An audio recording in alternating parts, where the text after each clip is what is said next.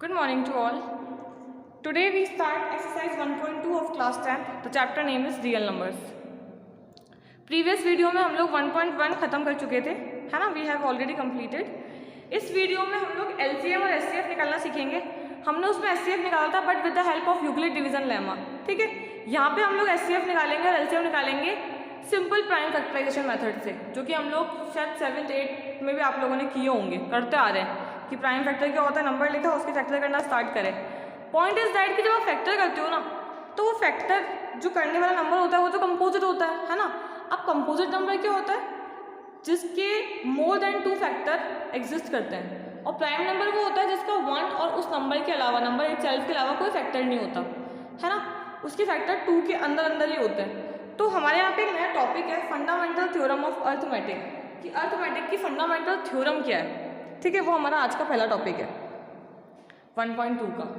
क्या लिखा है मैंने स्टेटमेंट कि every composite number can be expressed as a product of primes and this factorization is unique and apart from order in which factor अकर.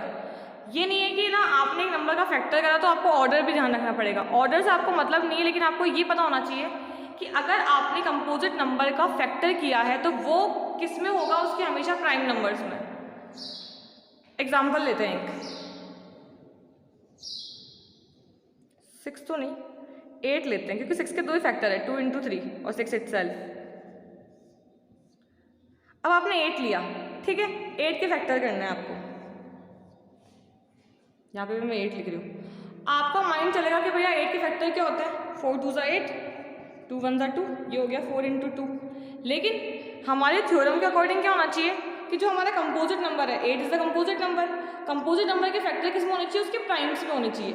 अब primes की बात आती है तो यहाँ पे 2 तो प्राइम है, बट 4 क्या है, कंपोजिट है वापस, तो 4 के भी फैक्टर पॉसिबल है. इसलिए आप इसको करो सबसे छोटी यूनिट से, जैसे कि 2 4 = 8, 2 2 = 4 एंड देन 2 1 = 2.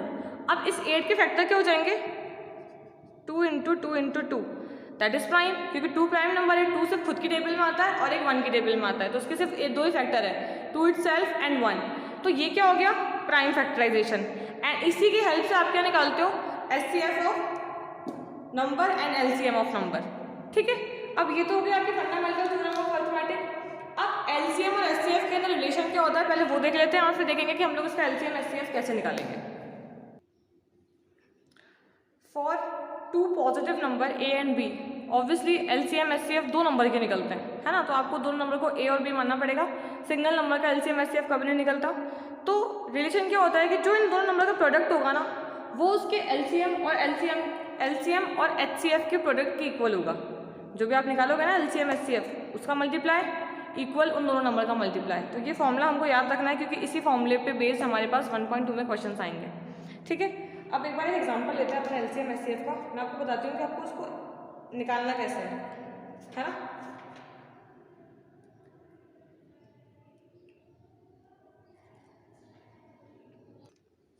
ये 2 नंबर है आपके पास, इसका आपको LCM निकालना और SCF निकालना है. कैसे निकालेंगे हम लोग, सबसे पहले प्राइम फैक्टर करो उसके.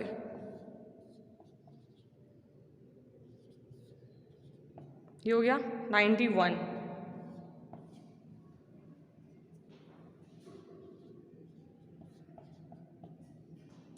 आप इसको लिखोगे कैसे, ऐसे.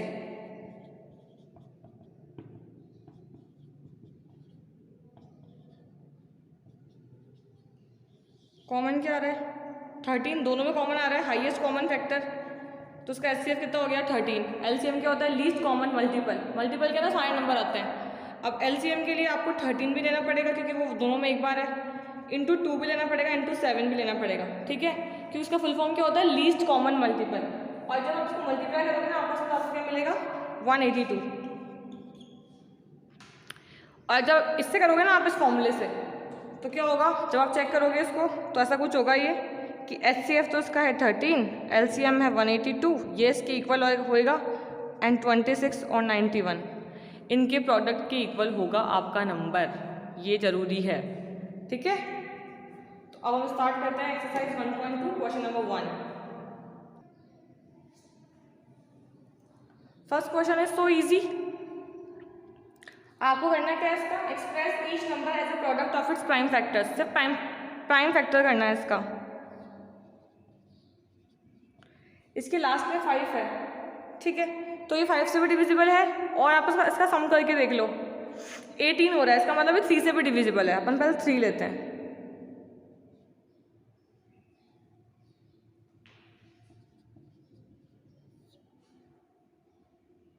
अभी भी 3 से डिविजिबल है क्योंकि इसका सम 15 हो रहा है।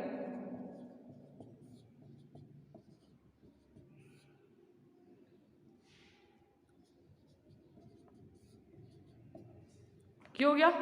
आप ये सारे नंबर चेक करो, ये सारे नंबर क्या है? अपने आप में प्राइम नंबर है। इसका मतलब हमारा फैक्टराइजेशन बिल्कुल सही है। तरीका क्या है इसको लिखने का?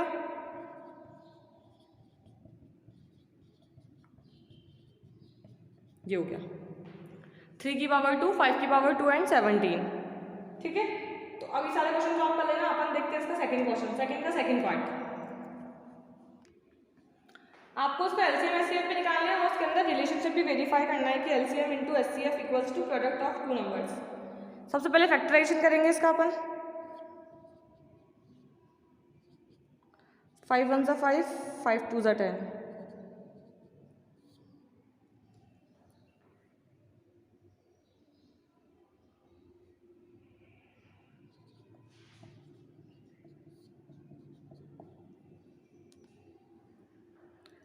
$92।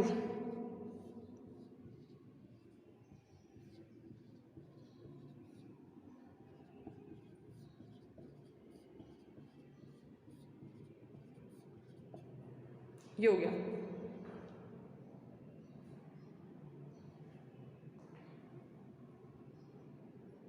एक मिनट, ऐसे नहीं होगा ये।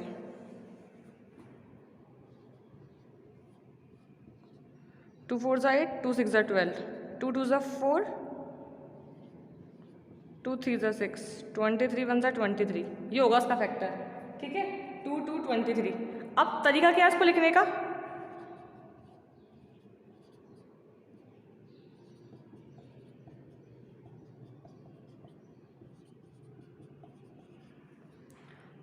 कितनी बार है? इसमें 1 टाइम है, इसमें 2 टाइम्स है, तो हम लोग 1 टाइम ही लेंगे। हाईएस्ट तो मतलब इसमें 1 टाइम ही है, ठीक है। तो हमारा एचसीएफ कितना हो गया? 2। अब आती है बात एलसीएम की। एलसीएम इसकी हाईएस्ट पावर 2 की, यानी कि 2 2 ज़ा 4, 3 1 टाइम, जितने भी सबको ले लो। एंड देन जब आपने मल्टीप्लाई करा तो आपको मिला 23460। अब आप रिलेशनशिप वेरीफाई करोगे तब भी आपको इक्वली मिलेगा। 23460 को आप मल्टीप्लाई करो 2 से, एंड यहाँ से आप 5 10 और 92 को मल्टीप्लाई करो, तब भी आपका आंसर क्या आएगा? दोनों केसेस में सेम ही आएगा, दैट इज 46920। आप करके देखना है इसको मल्टीप्लाई।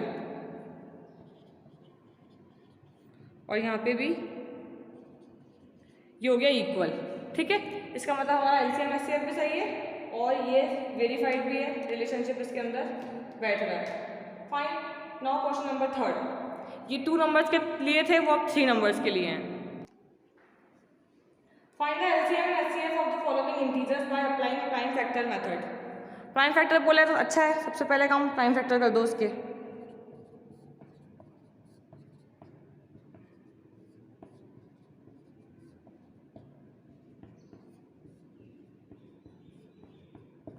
ये हो गया पहला काम, ठीक है।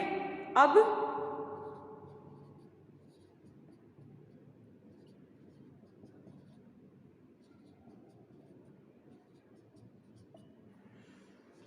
कॉमन क्या है इन तीनों में कंबाइंडली?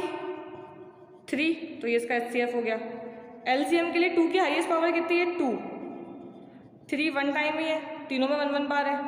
5 1 टाइम है और 7 1 टाइम है, तो हमारा आंसर कितना आएगा? 420। ईजी है ये वाला भी, ठीक है। ये 4 है। Now moving on to question number 4। ये इंपॉर्टेंट है क्योंकि ऐसे ही क्वेश्चन आते हैं 4 क्वेश्चन जैसे बोर्ड में। आपको गिवन क्या है कि एचसीएफ ऑफ 306 एंड 657 इज 9। आपको एलसीएम फाइंड करना है। फॉर्मूले से करेंगे अपन। HCF into LCM equals to 306 multiply 657, क्योंकि यहाँ पे क्या आता है ए इंटू बी, तो फिलहाल तो हमारे पास नंबर गिवन है, हमारे पास एचसीएफ भी गिवन है, हमने पुट कर दिया। नाउ एलसीएम निकालना है, ये इसके मल्टीप्लाई में तो यहाँ जाके डिवाइड।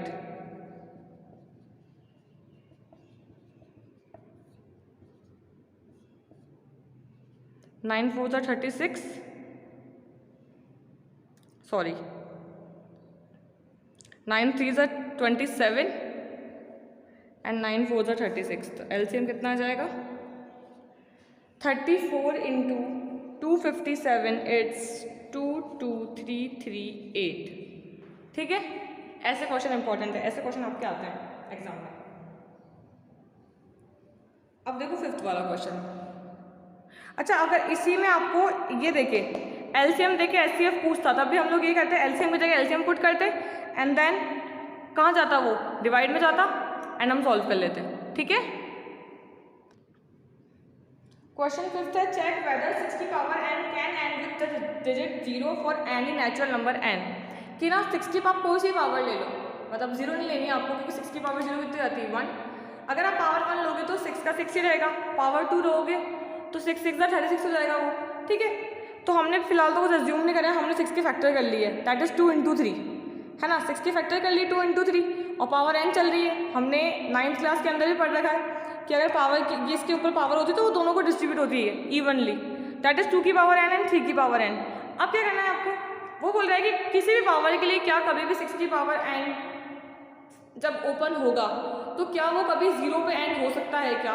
तो हमने यहाँ पे एक स्टेटमेंट लिखा है कि अगर किसी भी नंबर को 0 पे एंड होना है तो उसके प्राइम फैक्टर के अंदर 5 तो होना ही चाहिए, क्योंकि अगर पावर 10 बनेगी, सॉरी पावर नहीं, नंबर 10 बनेगा तो 10 के फैक्टर कितने होते हैं, अगर अपन जनरली देखें 10 के फैक्टर होते हैं 2 इंटू 5।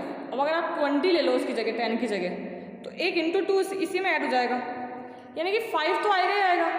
ठीक है, अब इसके अंदर आप कितने भी फैक्टर कर लो 6 की पावर के, जैसे इसकी पावर ऊपर बढ़ा लो आप, उससे कोई फर्क नहीं पड़ेगा, फैक्टर के अंदर कभी 5 तो नहीं आएगा। इसका मतलब therefore there is no natural number n for which 6 की पावर n एंड विथ 0, कि मतलब ऐसा कोई भी नंबर नहीं है जहाँ पे हमको 6 की पावर 0 से एंड होती भी मिले। ठीक है, तो हमारा आंसर क्या हो जाएगा, सिंपली नो। एक्सप्लेन वाई, आपको नंबर दे रखा है 7 into 11 into 13 plus 13 and this 7 into 6 into 5 4 3 2 1 plus 5 are composite number. ठीक है, आपको बताना है कि कंपोजिट है तो क्यों है। सबसे पहली बात कि ये पूरा एक नंबर है क्योंकि ये मल्टीप्लाई से कनेक्ट है, एंड ये अदर नंबर है क्योंकि ये प्लस से कनेक्ट है। तो ये दो नंबर है हमारे पास, एंड यहाँ पे भी ये पूरा एक ही नंबर है, उसके फैक्टर दे रखे हैं, एंड दूसरा नंबर हमारे पास ओनली कितना है 5। ठीक है, दोनों को साथ में लिखा है मैंने, समझेंगे इसको अलग अलग।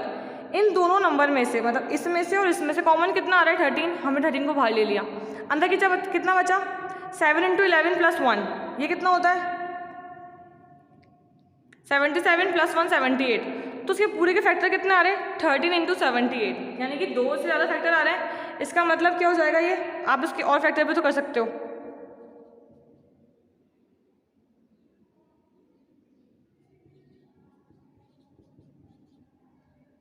है ना। 13 2 ज़ा 26 एंड 3 ज़ा 78, तो उसके 1 2 3 4 फैक्टर हो गए। और जब भी किसी नंबर के मोर देन 2 फैक्टर हो जाए तो वो क्या हो जाता है, इट इज़ कंपोजिट। एंड इसका देखो 5 कॉमन ले लिया, अंदर मल्टीप्लाई करा, 1008 प्लस 1 आया, 10009 हो गया। ये और एक तो हो गई इनका फैक्टर जो होता ही है, मोर देन 3 नंबर होगा, इसका मतलब it is composite, it is also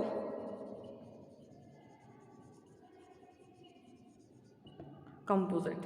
ठीक है, ऐसे करना है आपको, ऐसे भी क्वेश्चन लगता है एग्जाम में। और लास्ट वाला है उसमें भी आपको उसका एलसीएम एचसीएफ निकालना है, 3 नंबर वाला क्वेश्चन है। ठीक है, हमारी 1.1 पहले खत्म हो चुकी थी, 1.2 भी खत्म हो चुकी है। अब नेक्स्ट हम लोग स्टार्ट करेंगे 1.3 नेक्स्ट वीडियो में। ठीक है, आपको वीडियो अपलोडिंग के साथ साथ ही पीडीएफ भी प्रोवाइड होगी, तो आपको आपका होमवर्क साथ हैंड टू हैंड करते जाना है, एंड जब भी आपको डेट गिवन होगी आपको स्कूल में आके आपका होमवर्क चेक करवाना है। Fine, thank you, have a good day.